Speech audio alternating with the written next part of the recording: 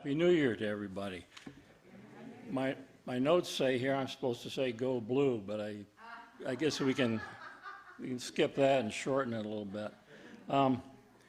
It's very possible I'm not going to be able to get through this all without some tears on my part, so it's okay. It's all good stuff and very common stuff around here, so just in case that happens.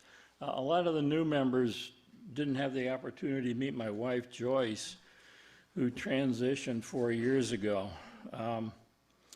My friendships here at the center had a lot to do with getting me through some very bad times, and especially I'd like to thank Brother Love back here and Delith. They were rocks for me. And if you know me, things are looking up for me quite a bit right now, so much happier these days. 2006 was a big year for both the center and for me. When you volunteer to do these things, one of the first things that happens is Delith gives you a file with all the inspirers, the newsletters from that year, which is very helpful. And I found out, rather than trying to mumble through some of the things that went on back then, I just read from the inspirers that I was given. But that was the year we moved into this place. Before that, we were meeting at Forsyth Middle School over on Newport on the other side of town. And my wife and I did not join the center until, I think, June, probably of that year.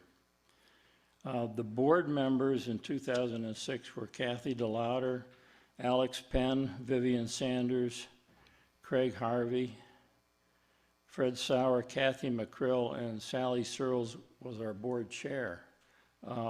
It was a big year for transitions, and everybody in the community pitched in, but these people were our leaders, so they really bore the brunt of what was going on.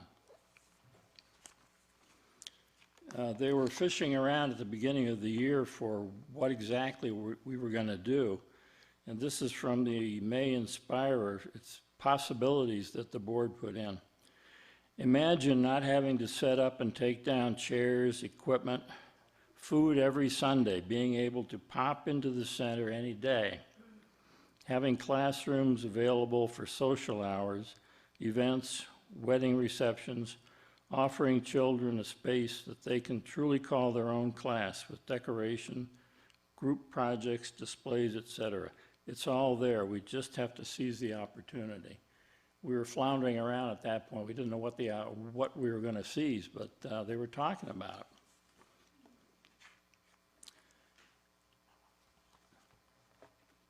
And then on June 11th, 2006, there was a QCC, a quarterly conversation in community, where the main topic, of course, was what are we going to do? We're still, renting subletting from various schools in the area. So one of the, these are just notes people put down for what went on in the discussion.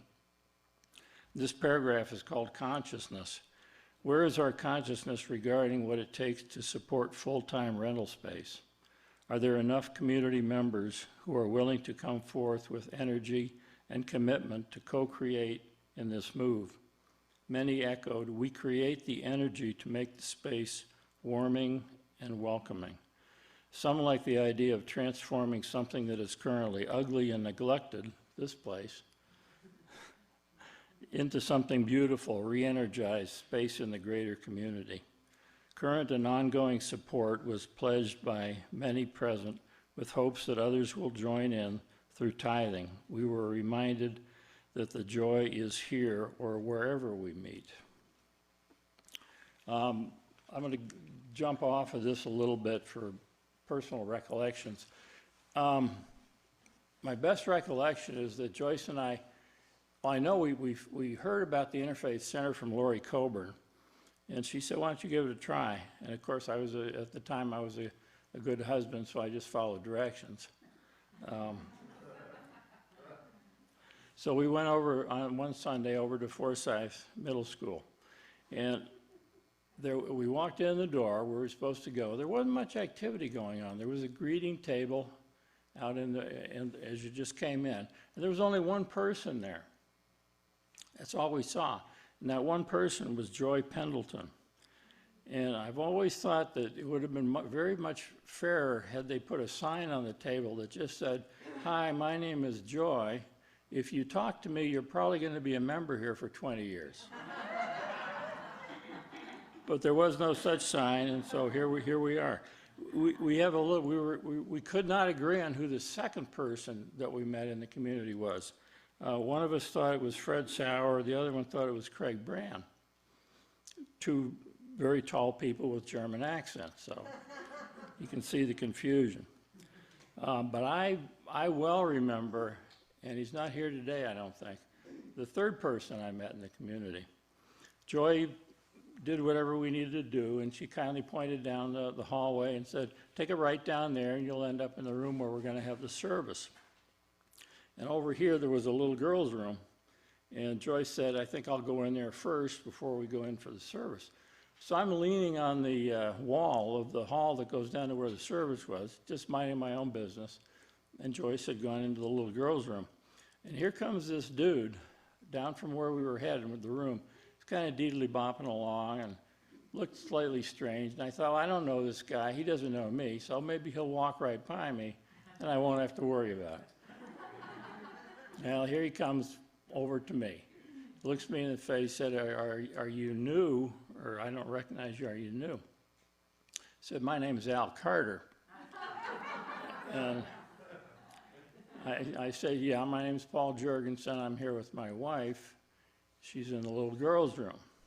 And he said, "Oh, I just came out to greet you." And I kind of pride myself on my comedic timing, so I waited the appropriate 1-2 beats, and I remember saying to him, "Joyce would probably prefer you wait till she comes out of the little girl's room before you greet her."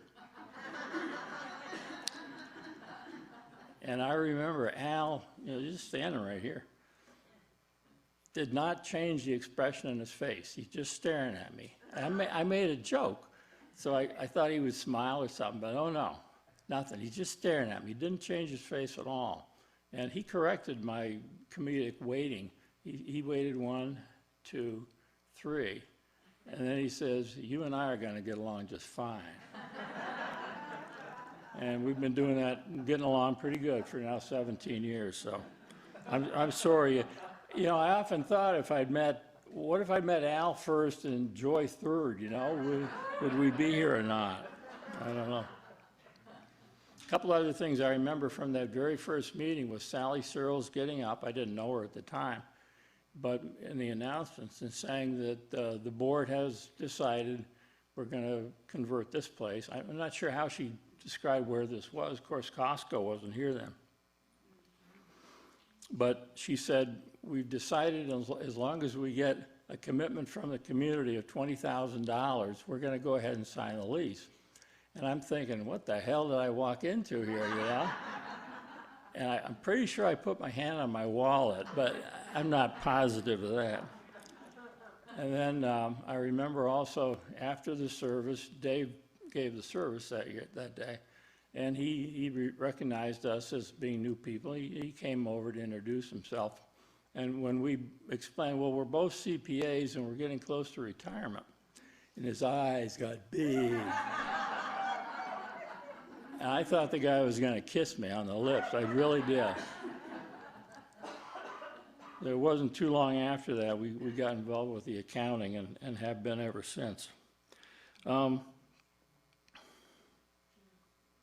yeah, I wanted to read. This is from, we started working on this place, I'm thinking late summer, maybe early fall, actually with the redoing everything. And it looked nothing like this back then. It was a garage, a big garage. There was a garage door there. These things weren't here. It was all cinder block walls. But the community pitched in. Everybody came in. And that's another story about my work in here, but I'm not going to bore you with that now. But the notes from the September 10th board meeting are in the October Inspirer. And they say in part, "The demolition work on the center is finished. Dave will sign the lease the week of October 9th and anticipates that we will move in by November 1st. We are ordering 140 deep purple chairs and coordinating carpeting which you're standing on and sitting on right now. We are now, at this time, we're not moving forward on a mosaic for the glass windows or the landscaping.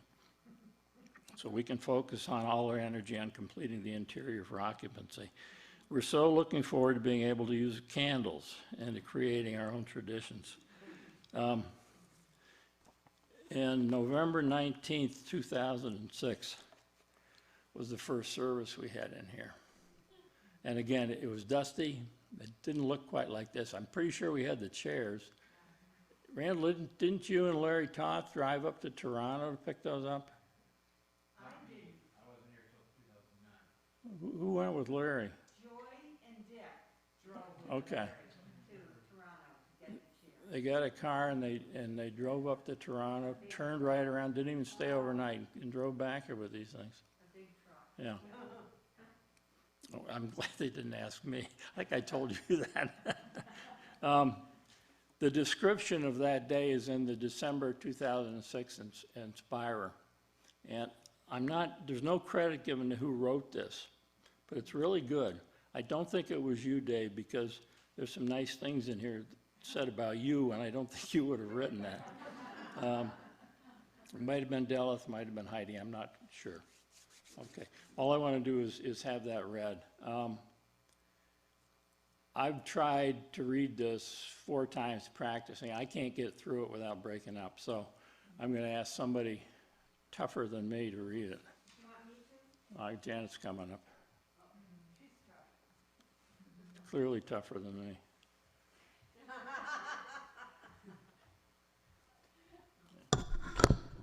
Have to be.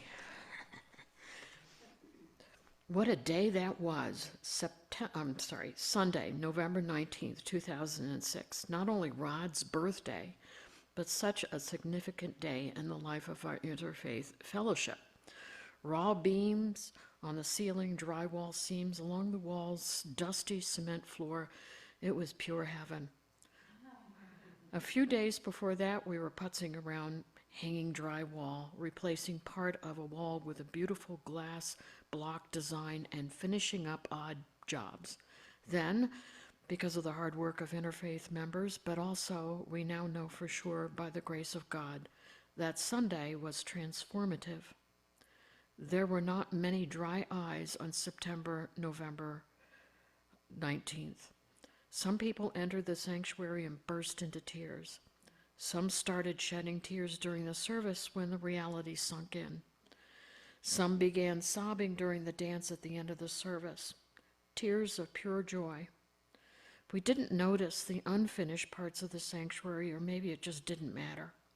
The service was truly a gift to and from God, a miracle, and I felt our collective consciousness raised that day.